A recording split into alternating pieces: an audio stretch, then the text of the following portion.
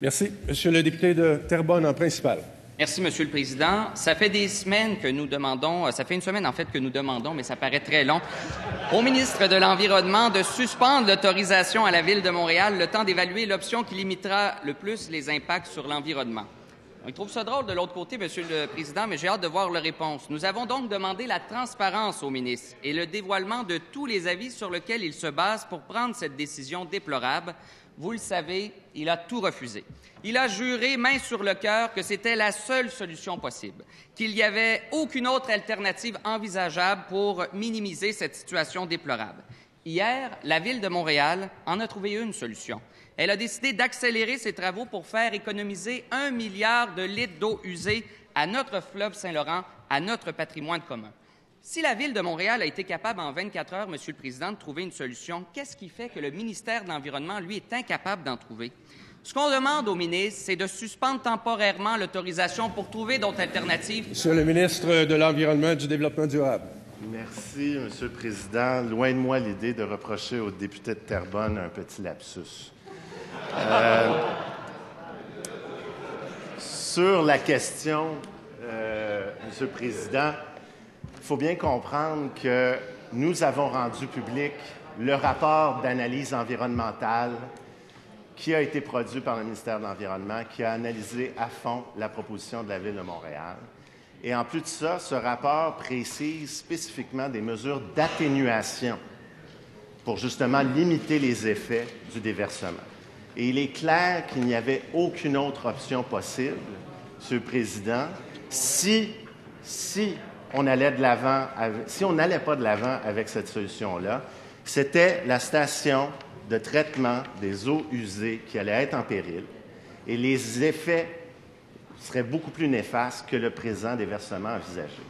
D'autant plus que la science nous dit clairement que les impacts sur l'environnement seront minimes. L'eau potable, les stations de traitement d'eau potable en aval pourront traiter l'eau. Nous avons fait nos devoirs, nous avons fait notre travail, Monsieur le Président. Première complémentaire, Monsieur le député de Terrebonne. Monsieur le Président, le ministre dit qu'il s'appuie sur la science, mais il n'a peut-être pas la science infuse.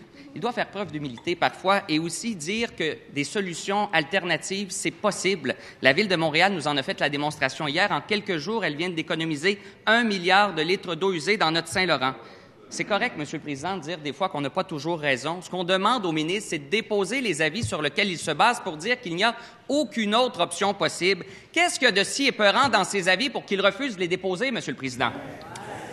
Monsieur le ministre de l'Environnement et du Développement durable. Merci, Monsieur le Président. Alors, pour citer la science ce matin, la position d'experts de Polytechnique Montréal sur les déversements planifiés d'eau usée de l'intercepteur sud-est à la Ville de Montréal. Ça a été rendu public aujourd'hui.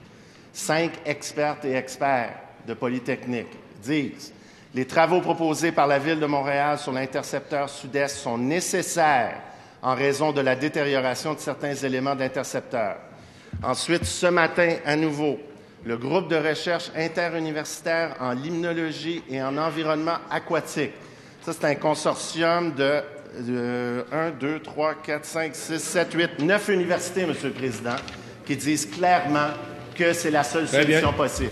Deuxième complémentaire, Monsieur le député de Terrebonne. Merci, Monsieur le Président. C'est en dormitoire. Le ministre sait qu'il y a peut-être d'autres alternatives parce que c'est lui qui détient les avis, c'est lui qui a l'expertise, c'est lui qui a accès aux scientifiques, c'est lui qui a accès également aux experts et c'est lui surtout qui a ces avis disponibles à sa disposition, qui nous les mettent clairement sur table pour qu'on puisse constater avec lui qu'il n'y en a pas d'autres. S'il refuse de les déposer, Monsieur le Président, c'est qu'il y a anguille sous roche. Sans jeu de mots, on pense que le ministre est en train de nous dissimuler une information importante sur les impacts environnementaux qu'un tel déversement peut avoir dans notre fleuve. Un peu de transparence, Monsieur le ministre. Monsieur le ministre de l'Environnement et du Développement durable. Monsieur le Président, il n'y a rien de plus transparent que 2 groupes universitaires indépendants du gouvernement qui ont analysé la proposition de la Ville et ont analysé les mesures pour limiter les impacts de la proposition de la Ville qu'a imposé le ministère de l'Environnement. On parle d'une dizaine d'universités québécoises là, qui disent clairement que c'est la seule option possible. La Ville de Montréal a regardé d'autres options, a présenté au ministère de l'Environnement, au ministère de la Faune, la seule option possible dans les circonstances. Nous l'avons analysée. Nous avons fait un suivi rigoureux. Nous avons posé des conditions pour limiter les impacts. Et c'est dans ce cadre-là que nous allons pouvoir imposer cette mesure-là qui est nécessaire.